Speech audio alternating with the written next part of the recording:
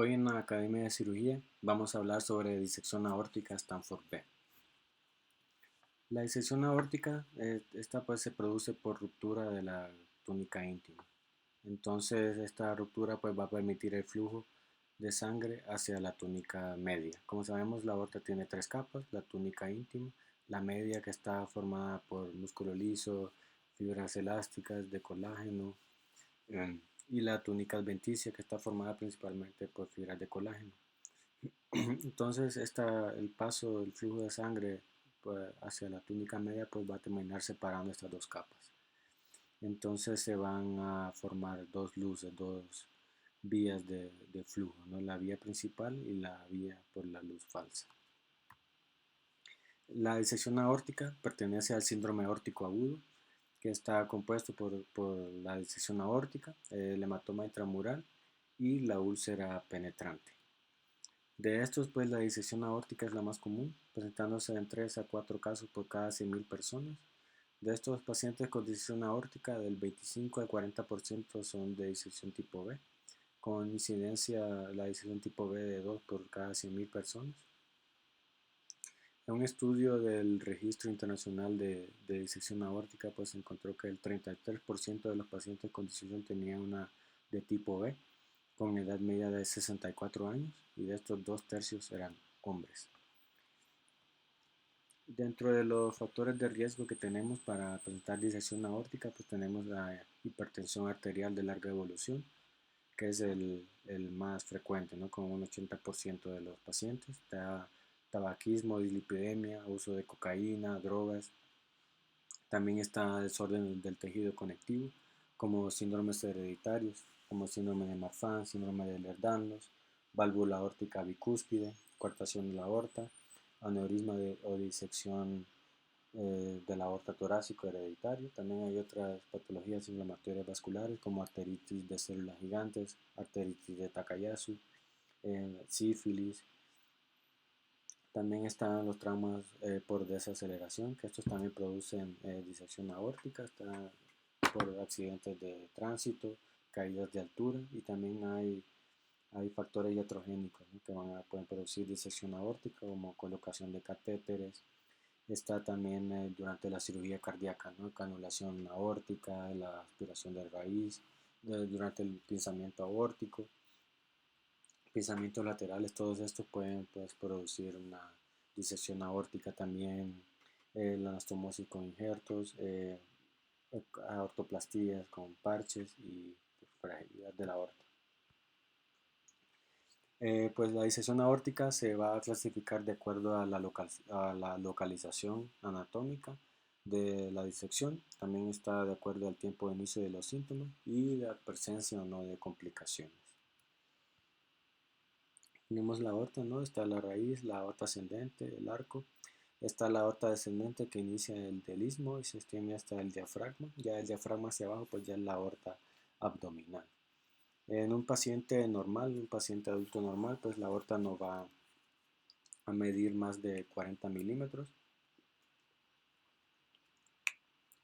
Pues igual esto va a depender, ¿no? de la edad, peso, talla, tensión arterial, ya que pues, la aorta aumenta 0.9 milímetros por cada década en los hombres y 0.7 milímetros por cada década en mujeres. Entonces, en cuanto a la clasificación por distribución anatómica de la disección, tenemos las dos clasificaciones principales, ¿no? La de Stanford y la de DeBakey. La de DeBakey pues, se presentó en 1975, la clasificó en tres tipos: la tipo 1, que involucra la aorta ascendente, el arco, la aorta descendente y la abdominal. Ya la tipo 2 involucra únicamente la aorta ascendente, y la tipo 3, que se subdivide en 3A y 3B. La 3A solo compromete la aorta torácica descendente, y la 3B pues ya involucra la aorta descendente y la aorta abdominal. Y la clasificación de Stanford, la Stanford A, pues la Stanford A involucra toda la aorta, en todos los casos en que esté involucrada la aorta ascendente, y la Stanford B, pues solo la aorta descendente y la aorta abdominal. Por el tiempo de inicio de síntomas, pues Esta se va a clasificar en aguda, subaguda y crónica. Aguda es cuando tiene menor o igual a 14 días, subaguda de 14 días a 3 meses y crónica ya cuando es mayor a 3 meses el inicio de los síntomas. Y también se clasifica de acuerdo al si tiene o no complicaciones. ¿Cuáles son las complicaciones de la disección aórtica? Está la ruptura, dolor refractario, hipotensión o choque, está la hipertensión refractaria también, pacientes que tienen más de 3 medicamentos y no se les puede bajar la tensión arterial. También está el síndrome de mala perfusión, que es el más frecuente. Puede ser una perfusión visceral, renal, medular o la extremidad inferior. Y también está la dilatación aórtica o extensión de la disección. Bueno, como les mencioné, el síndrome de mala perfusión es el más frecuente. Este tiene dos mecanismos de obstrucción, de alteración de flujo. Está en la obstrucción estática y la obstrucción dinámica. La obstrucción estática pues, se produce por trombosis, ¿no? La disección se extiende hasta la luz del vaso y esta se trombosa, ¿no? Entonces ya hay una obstrucción estática del flujo de sangre y está la obstrucción dinámica, que es la más frecuente. Un 80% de los casos son por una obstrucción dinámica y esta se produce por la obstrucción, por la luz falsa que obstruye el osteo del vaso. En cuanto al diagnóstico, pues la clínica va a orientar un poco al diagnóstico clínico, ¿no? Está el dolor agudo de inicio súbito, que se presenta en más o menos 89% de los pacientes. Puede estar localizado en la espalda, en el pecho o en el abdomen. También está el síncope. Puede haber alteración del estado de conciencia, isquemia medular, isquemia mesentérica. Y pues de acuerdo a eso, pues de las manifestaciones clínicas, ¿no? Puede presentarse con dolor abdominal, con si tiene una isquemia mesentérica, pues también pues la isquemia medular puede producir una paraplegia, datos de isquemia de miembros pélvicos.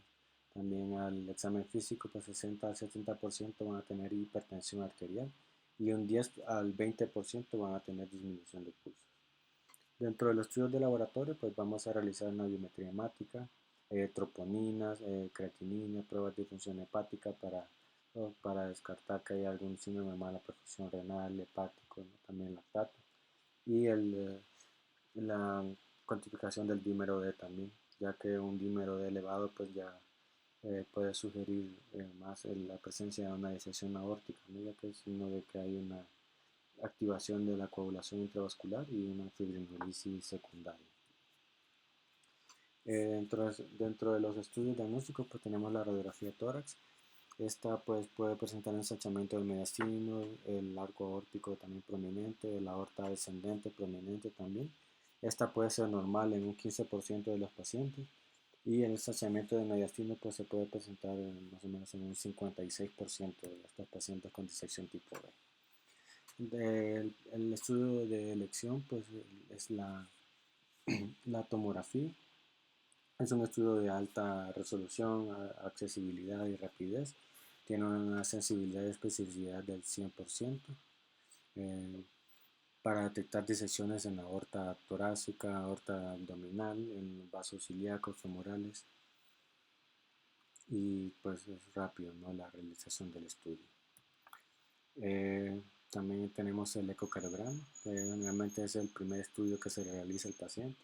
El paciente cuando llega a urgencias se detecta un flap de disección y se le solicita otro tipo de estudio, ¿no? Es menos sensible que la tomografía y la resonancia y pues también tiene la ventaja que se puede realizar un eco transesofágico en pacientes con inestables que no se puedan movilizar, pues ya se le realiza un eco en su cama, ¿no? Y también otro de los estudios que tenemos es la resonancia magnética. Tiene una sensibilidad y especificidad del 98%. Se realiza la realización del estudio es de larga duración, más largo que los otros estudios. Y bueno, tiene también pacientes con marcapasos, con desfibriladores, pues no se les puede realizar el estudio. Esas son algunas de sus desventajas.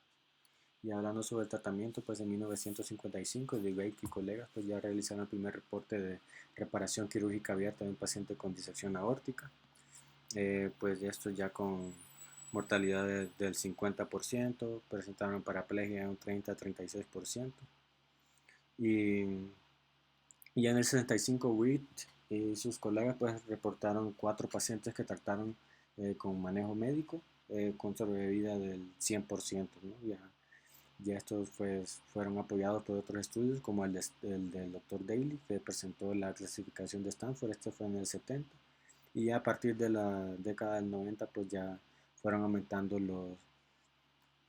los estudios y todo sobre el manejo con un abordaje percutáneo, ¿no? Ya procedimientos endovasculares. Ya en el 94 ya se realizó el primer tratamiento endovascular de patología de aorta torácica.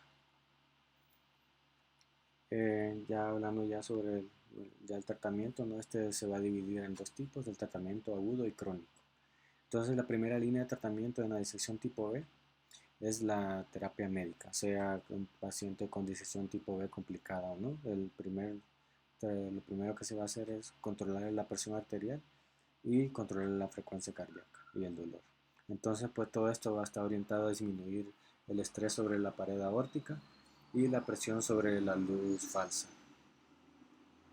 Entonces, en el tratamiento agudo, pues se va a realizar un control agresivo de la tensión arterial y la frecuencia cardíaca, con los objetivos de mantener una tensión arterial sistólica menor de 120 y una frecuencia cardíaca menor a 60 y control del dolor, ¿no? Esto lo vamos a hacer con opiáceos intravenosos. Dentro de los medicamentos que se utilizan en el tratamiento agudo, los de primera línea son los betabloqueantes, como el metoprolol, esmolol, labetalol. Ya pacientes que tengan alguna contraindicación para un bloqueo beta, como pacientes con asma, pacientes con falla cardíaca congestiva o pacientes con enfermedad pulmonar obstructiva crónica, pues ya se utilizan los bloqueadores de canales de calcio. Ten en cuenta que estos tienen que ser los de tipo no dihidropiridínicos, como el verapamil o el diltiazem, ya que estos van a producir bloqueo de los canales de calcio del nodo sinusal y del aurículo ventricular. Entonces, tenían que ser estos medicamentos para controlar la frecuencia cardíaca. Ya si no se logra controlar la tensión arterial, pues ya se pasa a usar vasodilatadores.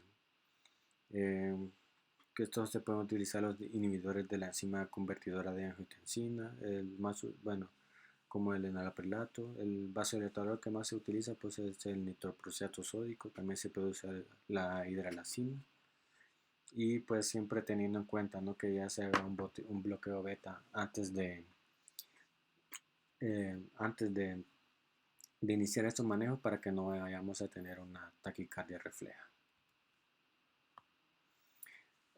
Ya los pacientes pues que ya se les logra controlar la tensión arterial, que ya pues no presentan ninguna complicación, se les controla el dolor, pues ya estos pacientes van a pasar a un manejo oral ya ambulatorio, ¿no? Y entonces ya se trata con antihipertensivos orales, manteniendo una tensión sistólica menor de 120 milímetros de mercurio, ¿no? Entonces este paciente también es importante que tenga cambios en su estilo de vida, que deje de fumar. Importante también el control de los lípidos, tener un LDL menor de 70. Dentro de los medicamentos que más se utilizan son los beta bloqueadores, que están en un 90% de los esquemas. En los pacientes con Marfan pues está demostrado que los beta bloqueadores ARA2 y ECAS, estos van a reducir la progresión de la dilatación y desarrollo de complicaciones, ¿no? Entonces también los bloqueadores de canales de calcio también tienen buenos resultados para disminuir la dilatación aórtica. Dentro de los beta bloqueadores podemos utilizar pues el atenolol, bisoprolol, el propanolol. Dentro de los bloqueadores de canales de calcio podemos utilizar el amlodipino, nifedipino. En los inhibidores de la enzima convertidora de angiotensina como captopril, enalapril, lisinopril, y antagonistas de receptores de angiotensina como está el valsartán y losartán, que son los que más se mencionan, ¿no? También de los diuréticos que tienen que ser diuréticos tiacídicos, como la hidroclorotiazida. Aquí tenemos un resumen de la terapia médica, ¿no? Está el tratamiento agudo, controlar la frecuencia cardíaca, la presión arterial, sistólica menor de 120, frecuencia cardíaca menor o igual a 60. Está de primera línea con bloqueadores beta intravenosos. Ya como alternativa podemos usar los bloqueadores de canales de calcio, ¿no? Ya si no se logra controlar, utilizar inhibidores de la enzima convertidora de angiotensina. También bueno, aquí ponen también el nitroprusato sódico y o algún otro bloqueador de canal de calcio, ¿no? Nitratos. Pacientes con hipotensión también es importante, tampoco lo vamos a tener hipotenso a los pacientes. Pueden utilizar expansor de volumen con líquidos IV y si no, pues ya se utilizan vasopresores, ¿no? Está importante también el control del dolor con opiáceos intravenosos y el manejo ya para evitar la expansión de la aorta con bloqueadores de canales de calcio. Ya pasamos al tratamiento crónico. Está el control de la frecuencia cardíaca y presión con una sistólica menor de 120 y dentro de los esquemas está utilizar beta bloqueadores, bloqueadores de canales de calcio y bloqueadores de receptores de angiotensina. Está también para limitar la expansión de la aorta y complicaciones con bloqueadores de canales de calcio y bloqueadores de receptores de angiotensina también y estatinas, que son importantes para reducir la expansión aórtica y las complicaciones.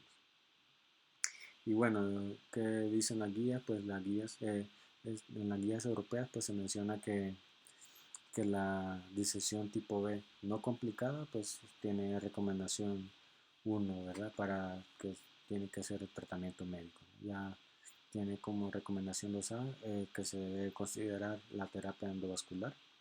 Y ya para la disección tipo B complicada, pues sí tiene mejores resultados la terapia endovascular, ¿no? Estos pues lo apoyan con algunos de estos estudios, como el INSTEP, que es el seguimiento de 140 pacientes a 2 años, en un estudio aleatorizado.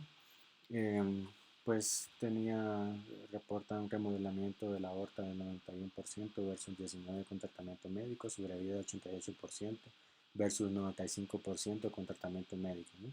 Dentro del remodelamiento, pues esto se va a referir a cambios morfológicos favorables, como expansión de la luz de la aorta, oclusión de la luz falsa con trombosis y también estabilización del diámetro de la aorta, ¿no? Que estos son cambios pues, que se van a producir principalmente después de colocarle de hacer la reparación, o sea, con una endoprótesis.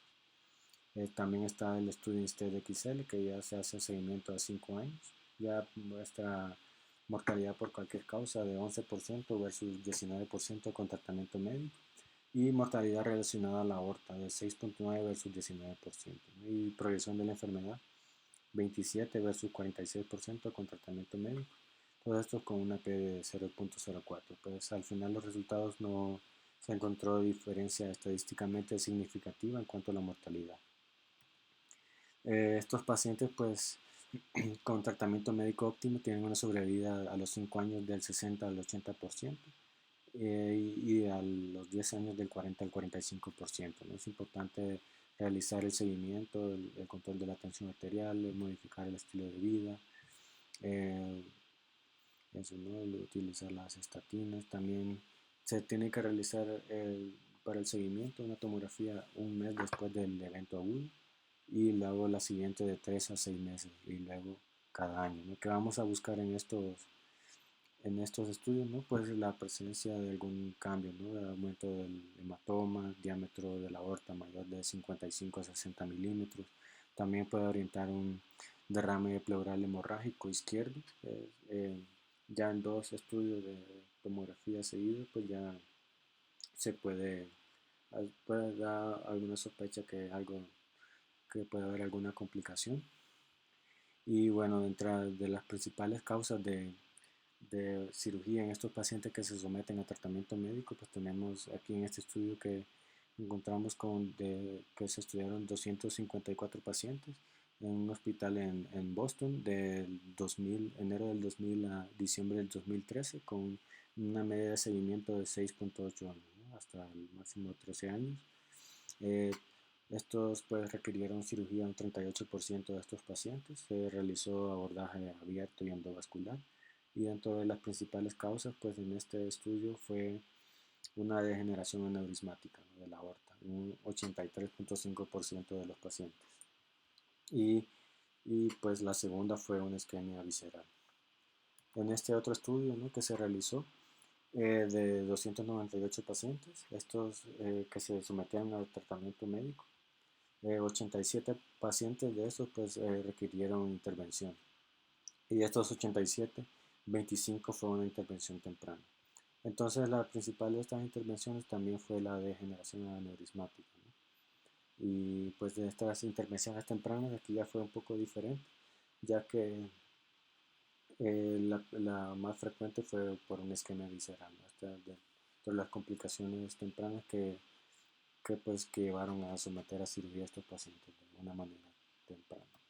Y por eso pues se han presentado algunos criterios de riesgo, ¿no?, que sean pacientes con disección tipo B no complicada, pero tienen algunos criterios que hacen pensar pues, que estos pacientes se van a complicar, como diámetro de la aorta mayor de 40 milímetros, una luz falsa con trombosis parcial, diámetro de la luz falsa mayor o igual a 22 milímetros, un sitio de entrada único y proximal mayor o igual a 10 milímetros, una luz verdadera con forma elíptica y luz falsa sacular, y crecimiento de la aorta mayor de 4 milímetros por año. Entonces, en algunos estudios reportan que en base a estos criterios, pues se debería pensar, ¿no?, en colocar alguna endoprótesis, pues solicitar la colocación de endoprótesis en los próximos 14 a 90 días después de este evento en los pacientes que tengan alguno de estos criterios. Y bueno, gracias.